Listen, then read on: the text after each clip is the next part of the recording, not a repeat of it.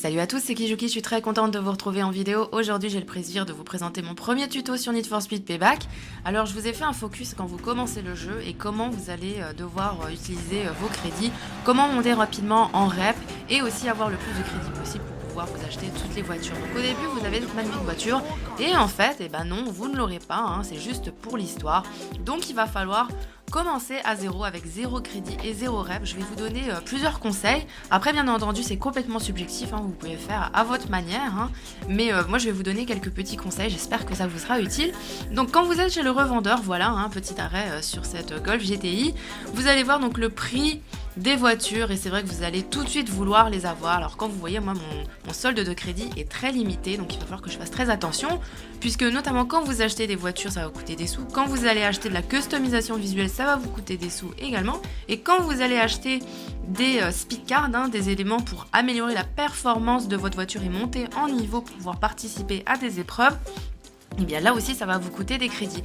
Donc tout est lié, hein, et c'est ça que je trouve très intéressant parce que finalement vous devez faire beaucoup de choses.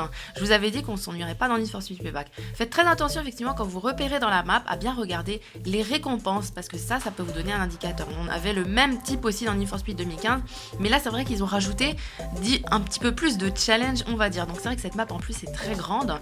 Donc du coup le focus il va falloir le donner sur les missions de campagne et je vous recommande donc fortement de focuser sur les League Street, hein, les Street League en anglais, par discipline. Donc là, je commence avec l'off-road. Après, vous pouvez commencer aussi avec le type course également.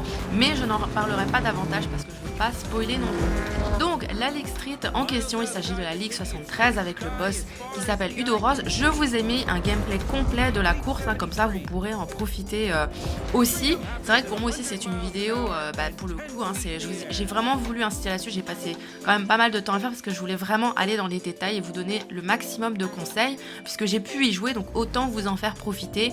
Je sais que vous attendez le jeu depuis, on l'attend tous, hein, depuis très longtemps.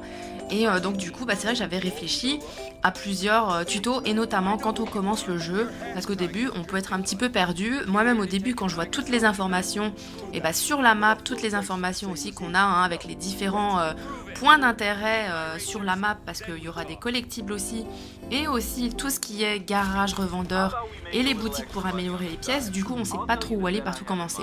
Alors là un premier screen s'agit donc les paris, j'en parlerai un petit peu plus tard, hein.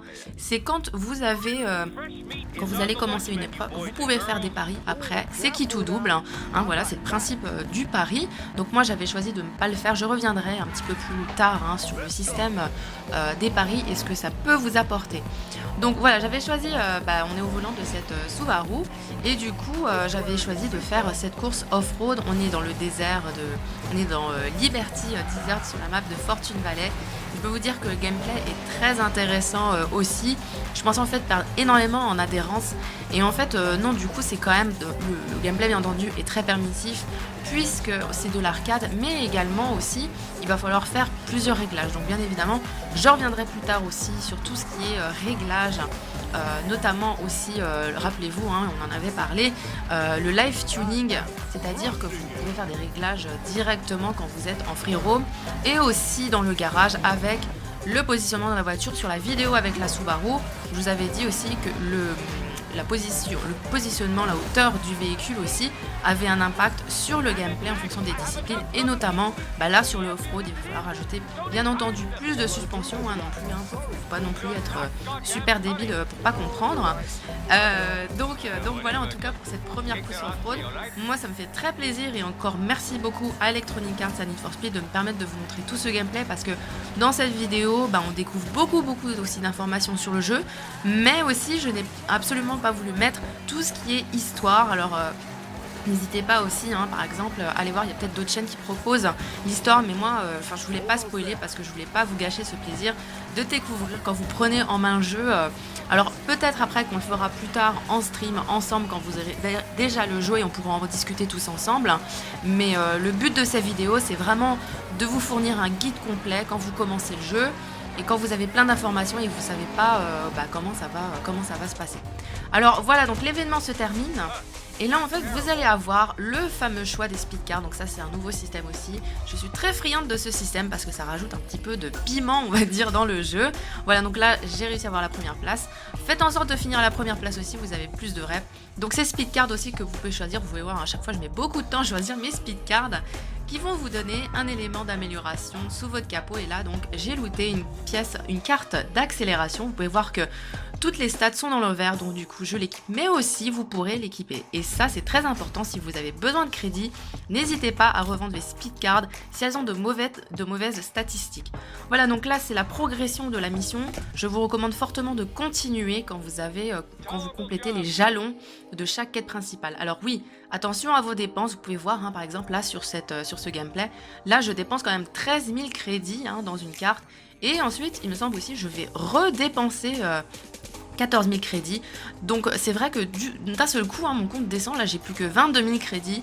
Et donc concrètement, customisation visuelle, je pourrais pas trop en acheter. L'autre élément aussi très important, faites attention au colis, c'est la nouveauté. Vous aurez la possibilité de looter des crédits en plus des vanity items et des tokens aussi. Je ferai un petit tuto dédié à ça aussi parce que c'est une nouveauté. Donc ça, c'est le principe du loot, le principe du hasard. J'avais pu donc looter de l'underglow et aussi donc du coup des sous-sous parce que ça fait du bien. Du coup, on va pouvoir soit acheter une nouvelle voiture ou des éléments de customisation visuelle ou surtout des éléments de la performance. Alors ensuite, je vais parler enfin de la dernière partie, c'est le conseil, c'est au niveau des paris. C'est une nouveauté dans Need for Speed Payback, vous aurez la possibilité de faire des paris avant de débuter une épreuve, dans un temps imparti bien évidemment.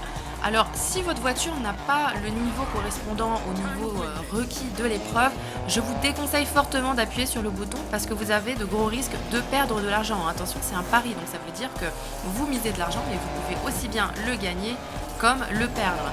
Alors c'est vrai que j'avais tenté aussi des fois d'accepter le défi quand je me sentais à l'aise et puis finalement en fait je le remplissais pas, notamment sur certains types d'épreuves parce que là c'est de la course et je sais que je suis beaucoup plus à l'aise en course, mais par exemple vous verrez les missions runner avec Jessie, elles vous donneront des fois du fil à retordre. En tout cas, bon, je vous spoil pas forcément, bien entendu, je vous l'avais promis ça. Donc voilà, faut être vigilant avec les paris. C'est du qui tout double. Si vous décidez d'appuyer, donc là il faut que vous soyez sûr d'avoir le niveau de performance de votre voiture qui correspond au niveau de l'épreuve. Et bien entendu, il ne faut pas se rater. Alors aussi, vous pouvez aussi recommencer l'épreuve. Ça, c'est tout à fait possible également. Mais après, forcément, au bout d'un moment, vous allez avoir envie de gagner vos crédits. Donc l'indicateur par rapport au pari, il est indiqué à droite de l'écran. C'est une épreuve dans une épreuve, c'est un challenge dans une épreuve. Voilà. Alors en haut vous avez tout ce qui est par exemple quand on fait du drift, quand vous roulez à contresens, etc. Donc ça c'est des mini, on va dire du boost pour votre multiplicateur de points. Mais après, à droite, là c'est l'indicateur de votre pari. Bien entendu, si vous ne l'acceptez pas, il n'apparaîtrait pas sur l'écran. Donc là moi je faisais une course avec la Street League Graveyard Shift de la Katrina et à chaque fois sur tous les types d'épreuves vous aurez ce pari qui vous sera proposé. Alors vous aurez donc le choix de choisir de le faire ou pas. Je trouve ça très intéressant parce que ça donne en fait du challenge supplémentaire et aussi c'est forcément très pratique, c'est pour ça ça fait partie de cette vidéo, très pratique en tout cas pour gagner plus de crédits parce qu'après on va vouloir acheter un maximum de customisation visuelle, des éléments de performance, etc. Donc voilà, donc là vous allez voir j'ai réussi donc mon épreuve et aussi donc j'ai réussi mon pari. Du coup, ça va me permettre d'avoir des crédits supplémentaires. C'est toujours ça de prix au début. Et ensuite, donc, je vais avoir le choix avec les fameuses speed cards. Donc, les speed cards aussi, je vous en ai parlé tout à l'heure. Vous aurez la possibilité de les revendre. Ça vous donnera aussi un petit peu de crédit aussi. C'est toujours ça de prix. Notamment quand on commence. Donc au début, voilà, je vous ai fait donc un petit récapitulatif par rapport à cette vidéo tuto, comment monter rapidement en rep et aussi en crédit.